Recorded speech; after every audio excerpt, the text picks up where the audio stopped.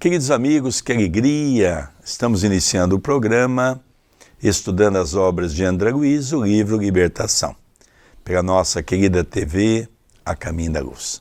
O nosso agradecimento em especial a todos os nossos telespectadores que acompanham capítulo a capítulo, para que possamos juntos estudar essa obra que, ao meu modo de ver, é uma das mais grandiosas da Lavra Mediúnica de Chico Xavier, pelo espírito de André Luiz.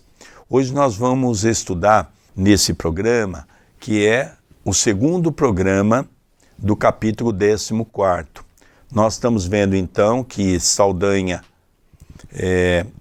foi ajudado por Gúbio, agora Saldanha se propôs a ajudar Gúbio, e Leôncio, que era um dos dois magnetizadores, também concorda em parar com aquela perseguição a Margarida. Ele pede se havia possibilidade de uma interferência de Gúbio, primeiro pede a Saldanha, Saldanha pede para que ele fale com Gúbio, e aqui nós vamos ver que ele relata a sua história para Gúbio, que ele desencarnou muito cedo, era jovem, tinha uma esposa que ele gostava muito, deixou um filho pequeno, era muito voltado ao dinheiro, e conseguiu deixar um bom dinheiro para sua esposa.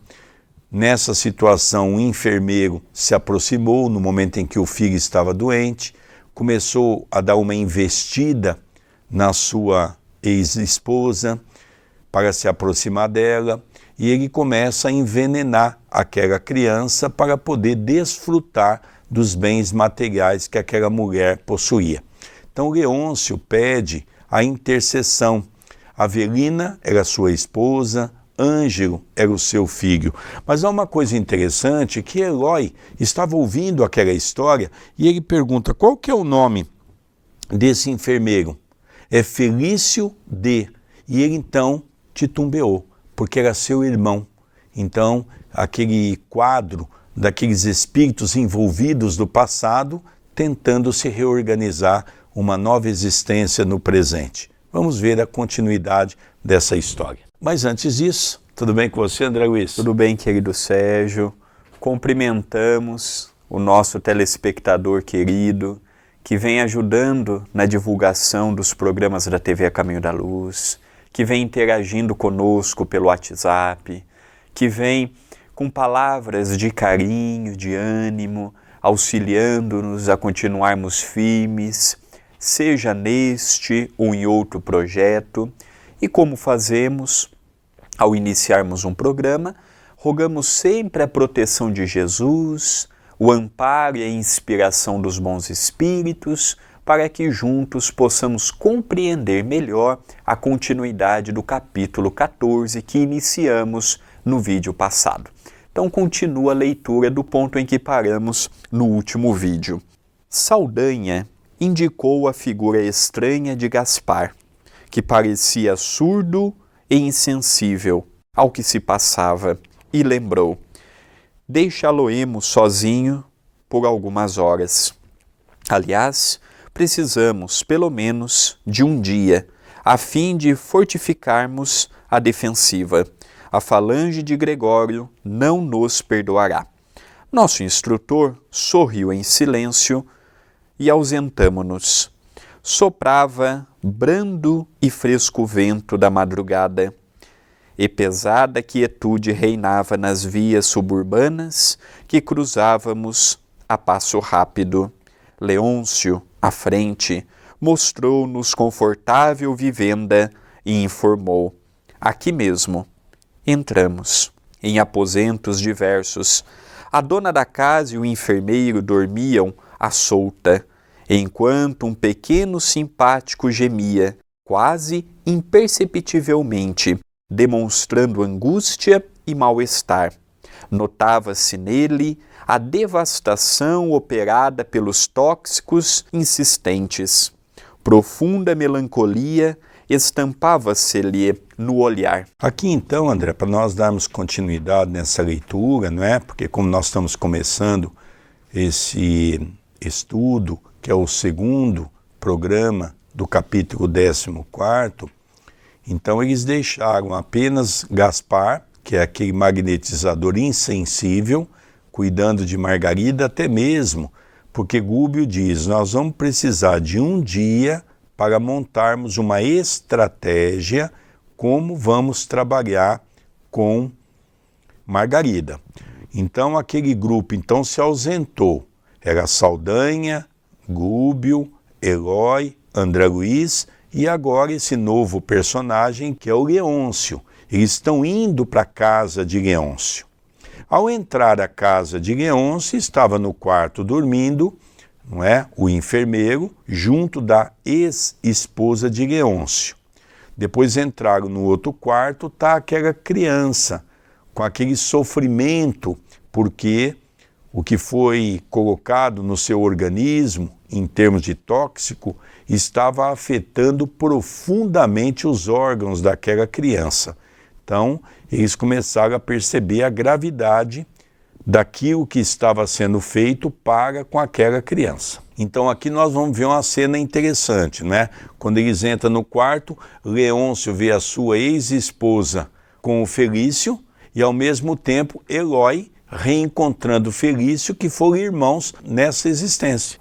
O problema de Leôncio não era com o novo consórcio de sua ex-esposa. Isso ele já estava lidando com mais naturalidade, porque ele também estava se colocando no lugar delas, as necessidades afetivas, as necessidades sexuais, uma mulher jovem ainda, uma criança que precisava de um acompanhamento, de uma pessoa que pudesse ajudar na educação. Nisso Leôncio não estava pensativo, já estava aceitando de bom grado. O que mais estava incomodando Leôncio é que aquele enfermeiro estava ministrando determinadas substâncias que estava intoxicando uma criança de aproximadamente 7 anos de idade. Era isso que mais apelava ao coração de Leôncio. E aqui vemos Eloy, um personagem que André Luiz descreve muito pouco sobre ele, não fala de onde ele veio, não fala, apenas diz no começo do livro que ajuntou ele, André Luiz e Gúbio para que pudessem nesta caravana ajudar Margarida sob a orientação de Matilde. Continua a leitura. Leôncio, o temido hipnotizador, abraçou-o e esclareceu. Os venenos sutis que ingere em doses diminutas e sistemáticas invadem-lhe o corpo e a alma. Fios magnéticos e invisíveis ligavam ali pai e filho, porque o menino, num lance comovedor, embora a prostração em que se achava, contemplou, embevecido, o retrato grande do paizinho, suspenso da parede, e falou súplice, baixinho: Papai, onde está o senhor? Tenho medo, muito medo. Lágrimas ardentes seguiram-lhe a prece inesperada, e o hipnotizador de Margarida, que até então se nos afigurara um gênio horrível, prorrompeu em pranto emocionante. Gúbio ausentou-se por momentos e regressou trazendo Felício, o enfermeiro, provisoriamente desligado do aparelho fisiológico. O rapaz, não obstante semi-inconsciente, ao avistar Eloy junto ao doentinho, procurou recuar, num impulso de evidente pavor, mas nosso dirigente conteve-o sem aspereza. Olha que cena interessante. Aquela criança, ela não estava totalmente liberta do corpo físico. Ela estava naquele transe entre a sonolência, o acordar, o dormir. E no quarto havia um retrato do pai. E ali, aquela criança, com aquelas aflições, com aquelas dificuldades, dizia: onde o Senhor está, meu pai? Eu tenho medo, muito medo. E fez uma prece conforme a sua mãe, conforme alguém lhe havia ensinado. E é interessante que nesse momento Gúbio ausenta-se do quarto da criança, vai ao quarto ao lado, ali estava fisicamente Felício e espiritualmente também. Chama Felício, espírito, para o quarto daquela criança, onde se encontravam dentre os personagens o seu irmão Eloy. E quando ele vê Eloy, ele recua, ele assusta, aquilo lhe chama muito a atenção. E agora nós vamos ver o esclarecimento que é dado a Felício, porque Felício, ele não era uma pessoa ruim, mas ao mesmo tempo queria apenas a atenção da sua esposa para si e queria apenas para si os recursos de que aquela criança também era portadora pela herança deixada pelo pai. Então ele estava agindo mais de modo premeditado por uma facilidade econômica e uma ambição desmedida do que propriamente por ser uma pessoa má, uma pessoa criminosa, uma pessoa desalmada. E agora nós vamos ver o modo de assistência que Gúbio dará a este nosso irmão. Meu colega abeirou-se dele, já de fisionomia transfigurada, buscando dirigir-lhe a palavra. O instrutor, no entanto, afagou-o com a destra e avisou: Eloi, não interfiras. Não te encontras em condições sentimentais de operar com êxito. A indignação afetiva denunciar-te-ia a inabilidade provisória para atenderes a este gênero de serviço. Atuarás no fim. Em seguida, Gúbio aplicou passes de despertamento em Felício, para que a mente dele acompanhasse a lição daquela hora, dentro do mais alto estado de consciência que lhe fosse possível, notando-se que o paciente passou a fixar-nos com mais clareza, envergonhado e espantadiço.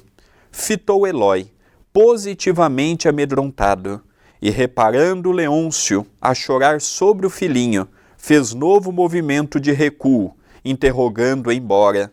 Antes de nós entrarmos aqui, André, nessa história, é bom a gente acompanhar ponto a ponto, para nós não desperdiçarmos essa oportunidade abençoada. Primeiro, Eloi tem vontade de partir no pescoço do irmão. Então, quando Gúbio percebe que Eloi está começando a se irritar, então Gúbio diz: Eloi, acalma-te, entra em prece, você não tem condições de ajudar nesse momento. Você iria mais atrapalhar do que ajudar. No final, você vai ajudar. Agora você se contenha. Leôncio também, logicamente, aproveitando aquela reunião que eles estão em espírito, lógico que ele queria magnetizar aquele espírito que está fazendo mal para o seu filho. O que Gúbio faz? Aplica-lhe um passe a Leôncio para que ele se acalme, para que ele se tranquilize e diz a todos eles: vamos resolver da melhor maneira possível. Não é aqui com conflitos de palavra que nós vamos resolver um problema dessa natureza. Vamos então todos manter-se a calma para que nós possamos, da melhor maneira possível, resolver essa situação. E uma coisa interessante, né, que nós não podemos deixar de mencionar. Então nós vemos que André Luiz é o único estranho desse grupo todo, porque André Luiz estava ali na condição de um narrador. Ele estava ali vendo tudo o que estava acontecendo com aqueles personagens para colocar no papel. Eloi, por exemplo, foi surpreendido.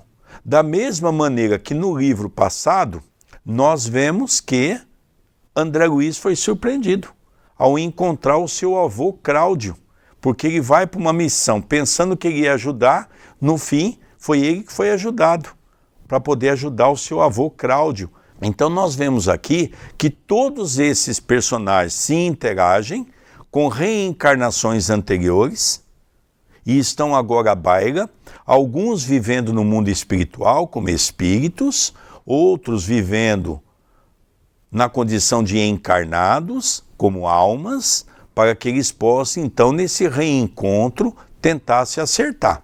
Então até Gúbio também é um personagem que está nesse meio. E Eloi agora descobre por que ele está nessa caravana, por que ele está nesse trabalho, nessa comitiva. Isso é muito interessante nós analisarmos. Pois este monstro chora? Gúbio aproveitou a pergunta brutalmente desfaixada e interveio sereno. Não concedes a um pai o direito de emocionar-se ante o filhinho perseguido e doente? Sei apenas que ele é para mim um inimigo implacável, comentou o irmão de Elói, com insofreável animosidade, e reconheço-o de perto. É o marido de Avelina. A princípio, via-o nos odiosos retratos que povoam esta casa. Depois passou a flagelar-me nas horas de sono. Escuta, disse-lhe o orientador, com inflexão de carinho, quem terá assumido a posição de adversário em primeiro lugar? O coração dele, humilhado e ferido nos sentimentos mais altos que possui?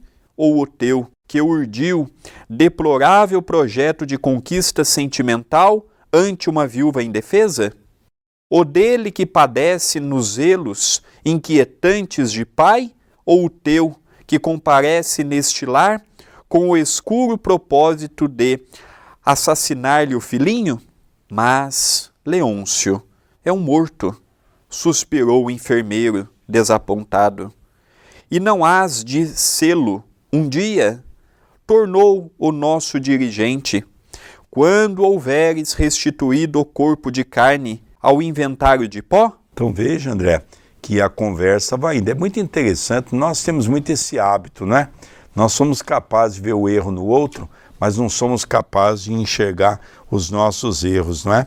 Então, o enfermeiro, ele já vai logo culpando Leôncio, colocando uma série de adjetivos impróprios para Leôncio, como se fosse um grande criminoso. E começa a desferir uma série de frases, uma série de condições, julgando Leôncio. E aí então interfere Gúbio. Mas espera um pouco, você está falando de Leôncio, você de uma maneira sorrateira entrou nesta casa, você usufruiu dos seus bens e você não quer que ele fique magoado com você num primeiro momento? E o pior, você está tentando matar o filho dele. Você não acha que isso é um crime? E não se esqueça também, e isso ele fala quando o irmão de Elói questiona, mas ele está morto. Não se esqueça, você amanhã também vai estar desse outro lado. Então Gúbio começa a jogar pesado. Aqui já é uma conversa meio pesada entre Gúbio e entre Felício. Então Felício tenta, com as armas que tem, se defender. E Gúbio, com a inteligência que tem e com as armas que tem no campo do bem, vai mostrando logo para Felício. Não é? Não venha você querer arrumar desculpa que aqui não.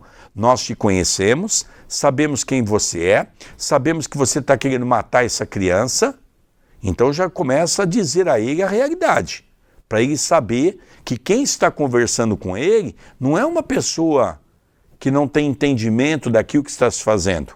Então nós vamos ver que Felício começa a ficar preocupado, porque começa a perceber que ele está falando com pessoa que está ciente de tudo que está acontecendo. Fazendo um comparativo com o livro passado que nós vimos, de André Luiz, No Mundo Maior, em determinado momento ele está junto de Calderaro. Nos primeiros capítulos do livro, quando eles vão ajudar a um jovem que já não era tão jovem, que havia assassinado um pai do coração por mesquinhez financeira, e é interessante que André Luiz pergunta, Calderaro, por que nós não podemos auxiliar nesse caso? Ah, André, nós temos inteligência, mas não temos o amor que necessitamos para demover os males que se ergueu nesses corações. Virá uma companheira extraordinária, Cipriana, que você vai ter oportunidade de conhecer. E o que me chama a atenção em Gúbio é que Gúbio é uma mistura de Cipriana com amor, com a candura, com entendimento, firme com elegância, e ao mesmo tempo Gúbio é de uma espiritualidade, é de uma postura moral, é de um entendimento, é dono de um raciocínio, que nós vemos que este livro ele é diferenciado até no personagem. Gúbio não está aqui apenas porque é pai de Margarida, ou porque é um espírito muito caro de Matilde. O projeto é muito maior. Ele não age apenas por Margarida. Ele já passou essa fase que Saldanha, eu vou ajudar meu filho Jorge, ou pelo caso de Leôncio, eu vou ajudar o meu filho Ângelo. Não. Gúbio, ele estava ali ajudando todos esses com o mesmo desvelo que estava ajudando a sua filha. É um espírito de um quilate evolutivo grandioso. E ele tem a moral para falar desse jeito com esse personagem, com Felício, orientado já por Calderaro no livro passado, que somente uma alma que soube amar consegue debater em alto tom sobre um assunto que apela ao coração. Continua a narrativa.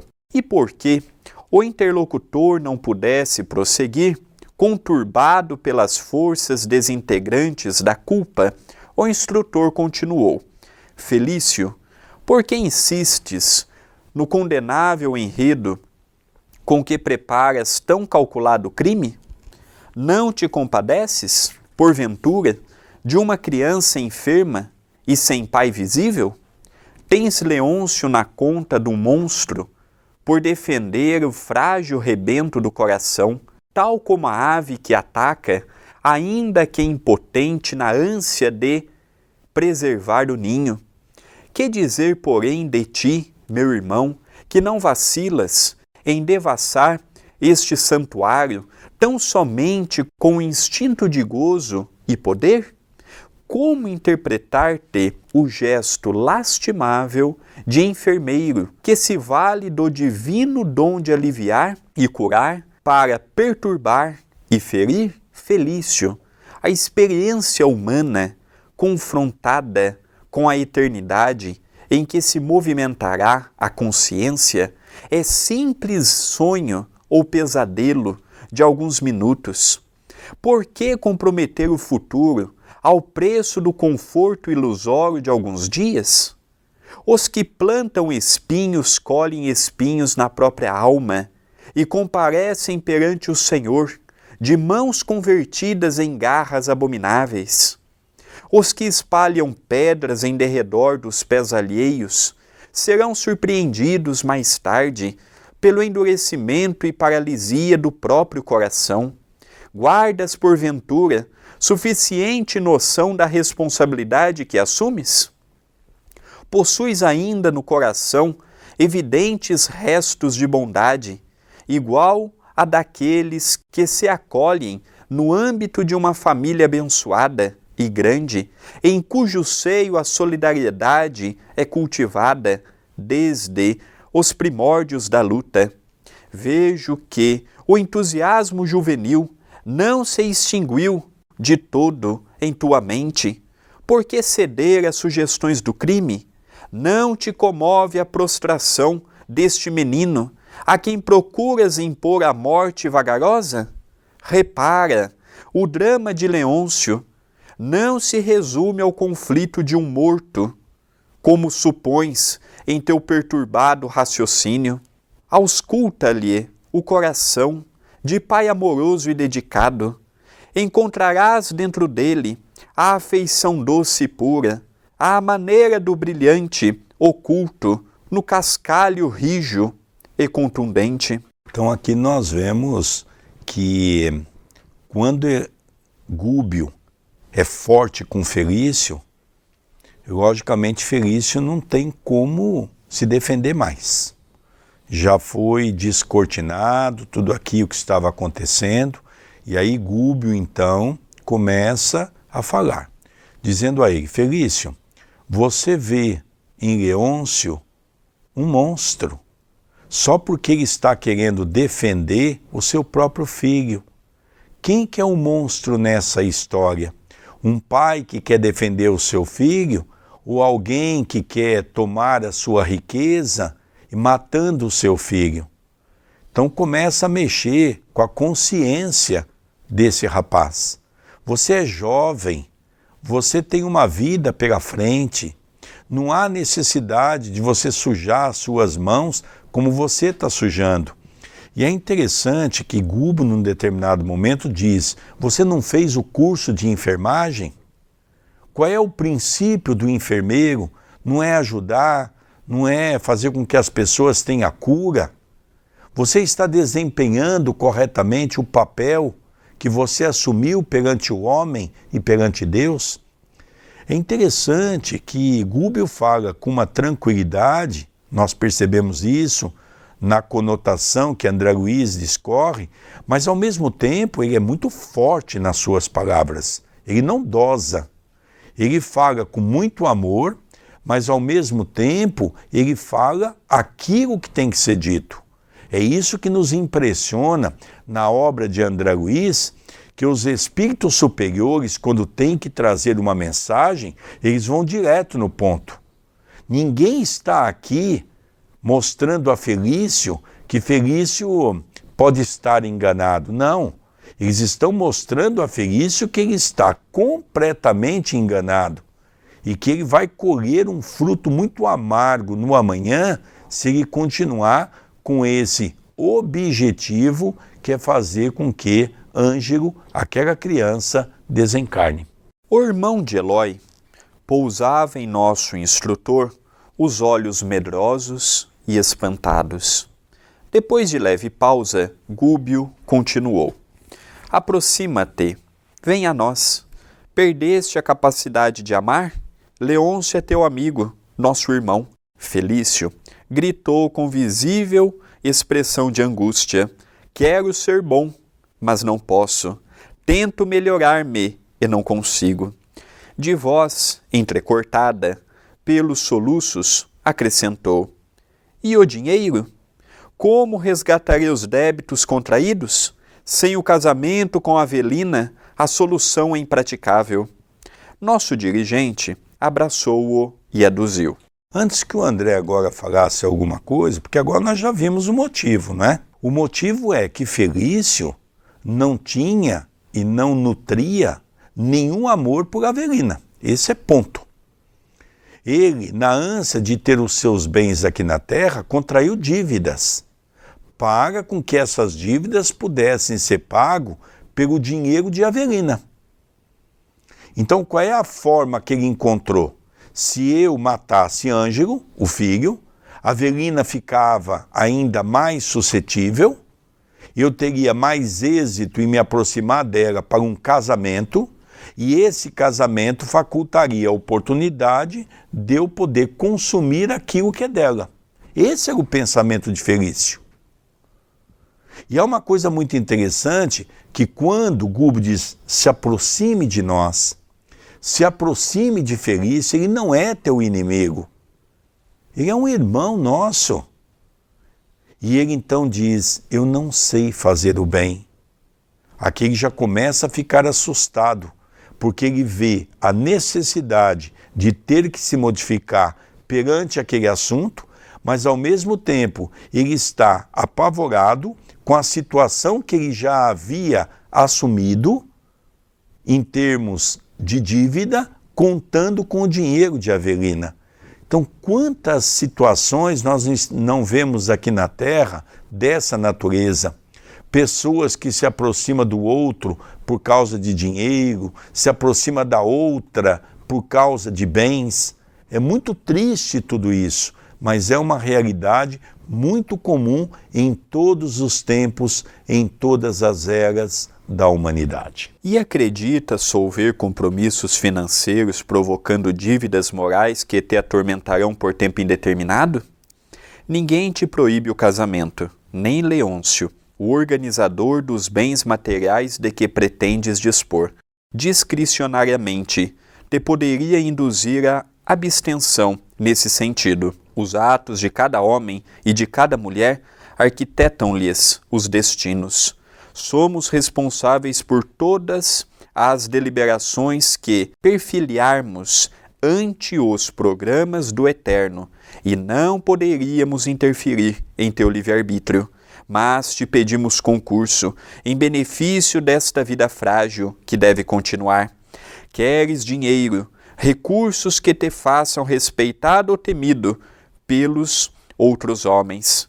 Convence-te, porém, de que a fortuna é uma coroa pesada demais para a cabeça que não sabe sustentá-la e costuma arrojar a poeira através do cansaço e da desilusão. Todos aqueles que a senhoreiam sem horizontes largos de trabalho e benemerência? Não importa, pois, que comandes os valiosos depósitos de prata e ouro que Leôncio amontoou, inadvertidamente, porque aprenderás com os anos que a felicidade não está metida em cofres que a ferrugem consome. Todavia, Felício, interessamo-nos por tua promessa em favor desta criança, extenuada de sofrimento. Poupa-lhe o corpo tenro e aguarda o futuro. Não tragas para o reino da morte semelhante delito, que te confinaria o espírito a furnas trevosas de expiação regeneradora. É interessante, né, o argumento que naquele momento nós vemos de Gúbio, que ele diz para Felício: olha, Leôncio não se importa que você case, que você contraia matrimônio com a sua ex-esposa. O que nós aqui estamos te pedindo carinhosamente é que você possa definitivamente salvar esta criança de uma situação que você mesmo está provocando, porque você está tentando matar essa criança. E você está vendo uma fortuna temporária que vai te custar muito caro no amanhã, porque você está se compromissando com as questões morais. Se por um lado você vai ter uma vida boa, uma vida agradável, num primeiro momento, num segundo momento vai ser de sofrimento, de dor, de angústia, porque você vai carregar diante da sua própria consciência a ideia do homicídio. Você matou alguém, você feriu alguém. Talvez na juventude não se pense tanto sobre isso, mas conforme você vai se tornando maduro, conforme a idade vai alçando, você vai percebendo que isso vai te trazer um peso muito forte. Por isso, vamos repensar, vamos deixar essa criança de lado, vamos deixar essa criança nascer normalmente, ter a sua vida, vamos permitir que essa criança possa ter o seu destino natural. Isso é muito importante para você.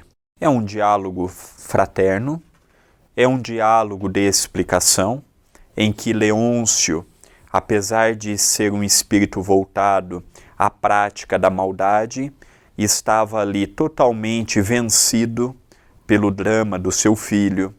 Nenhum ali partiu para uma briga mais asperada.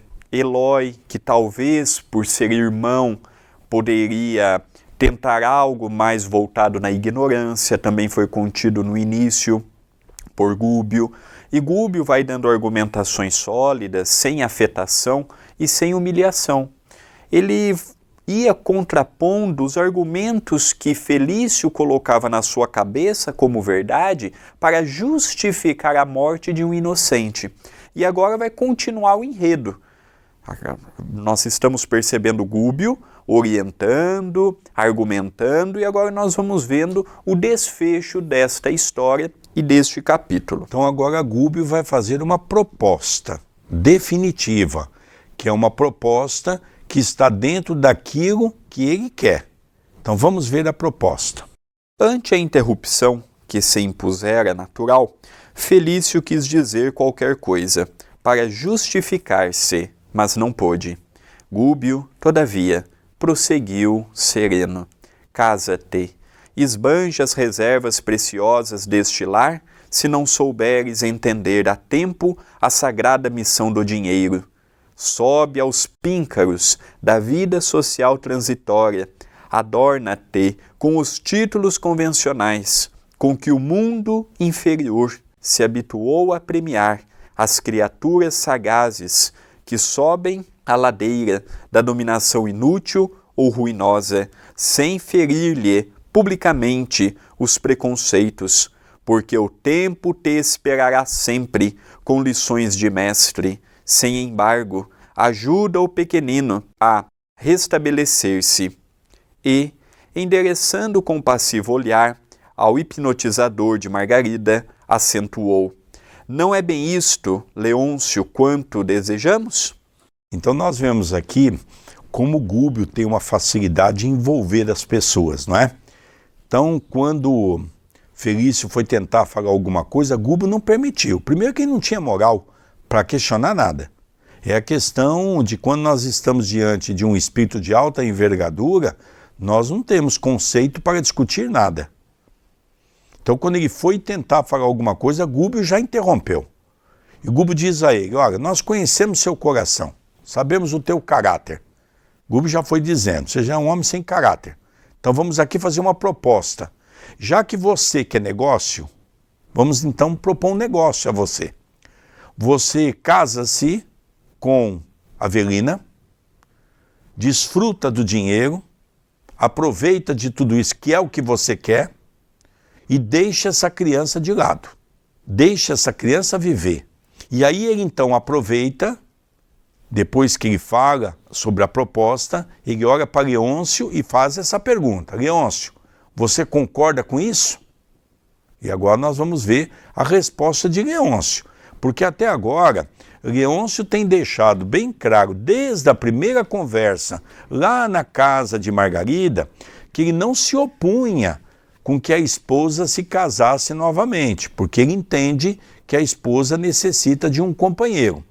O que ele está aflito é com o que o companheiro da ex-esposa está fazendo com o seu filho, tentando matá-lo. Então essa é a proposta. Então vamos ver se Leôncio concorda ou não com a proposta de Gúbio. Sim, confirmou o pobre pai, em lágrimas enternecidas. O dinheiro não importa, e agora reconheço que Avelina é tão livre quanto eu mesmo. Mas, se meu filhinho continuar na terra, tenho esperanças em minha própria regeneração. Terei nele um companheiro e um amigo, ligado à minha memória, em cuja capacidade de servir poderei encontrar bendito campo de serviço espiritual. Este menino, por enquanto, é o único meio de que disponho para retomar a crença no bem de que me havia afastado. Então veja, vamos acompanhar passo a passo, porque agora nós vamos ver a resposta de Felício. Então nós estamos vendo aqui, não é, que quando Gúbio projeta a pergunta a Leôncio, ele diz, não, estou perfeitamente de acordo. Ele case com a minha ex-esposa, que deva ser tão livre quanto eu, entendo as suas necessidades, mas desde que ele deixe o meu filho crescer, porque assim eu também vou me libertar desse outro lado. Eu também vou tentar me melhorar, eu também vou tentar sair dessas amarras. É por isso que o livro se chama Libertação. É nós nos libertarmos das amarras que estamos envolvidos no campo do ódio, da amargura, aonde nós vamos aprendendo o capítulo do perdão, do amar ao próximo. Então ele diz, eu, de minha parte, estou plenamente convicto de que se Felício aceitar essa proposta, eu vou me sentir uma criatura feliz por esse ato. Reconhecendo-lhe o doloroso esforço para falar e rogar naquela hora, Gúbio abraçou-o, ergueu-o e disse, Leôncio, Jesus crê na cooperação dos homens, tanto assim que nos tolera as imperfeições renitentes, até que aceitemos o imperativo de nossa conversão pessoal ao supremo bem. Porque havíamos então de descrer? Confio na renovação de Felício. De hoje em diante, o teu filhinho não será mais vigiado por um perseguidor, e sim protegido por desvelado benfeitor, digno de nosso concurso fraterno. Aqui, André, olha a sequência natural. Gúbio, dentro da sua inteligência, não esperou ainda o enfermeiro dar o seu veredito. Gúbio faz a proposta, Leôncio endossa essa proposta e antes que Felício se manifestasse, vamos lembrar que Leôncio estava ali agarrado ao filho, à cama, Ele levanta, Gúbio levanta ele, põe ele de pé, não é? E diz: olha, Leôncio, crê em Deus, crê em Jesus, que você vai ser um homem melhor. Tenha certeza que essa criança vai ser uma criança que vai continuar sobrevivendo. E tenha certeza que nesse lar você não vai ser um inimigo. Você vai ser um amigo desse lar, protegendo essa criança, não é? E logicamente sem aquele intuito de perseguir Avelina pela sua escolha, sem perseguir Felício. Então isso é muito interessante, né? Ele faz essa colocação e é agora que Felício vai se manifestar. O enfermeiro, vencido por semelhantes palavras, ajoelhou-se diante de nós e jurou: em nome da justiça divina, prometo amparar esta criança como verdadeiro pai. Em seguida, reergueu-se e tentou beijar as mãos de Gúbio, mas o nosso instrutor, abstendo-se delicadamente de receber a homenagem, recomendou a Eló e a mim conduzíssemos o paciente ao corpo físico, enquanto ele mesmo aplicaria passes de fortalecimento ao doentinho. Então aqui nós percebemos, não é, que é uma característica dos espíritos superiores, porque foi feito um acordo. Lógico que não um acordo pela qual os espíritos superiores queriam, que era a transformação desse enfermeiro. Mas como ele fez uma barganha e ele queria só o dinheiro, então ele, percebendo que ele precisava de ajuda também e vendo toda aquela situação, ele concordou em fazer com que aquela criança não tomasse mais aqueles tóxicos, aquele remédio. Então foi aí que o enfermeiro ajoelhou para beijar a mão de Gúbio. Gúbio não aceitou, de uma maneira respeitosa, porque estaria selando ali um acordo pela qual Gúbio fez, mas sem aceitar no íntimo do coração, porque aquele homem estava sendo canalha, aquele homem estava sendo sem vergonha, aquele homem estava sem escrúpulo.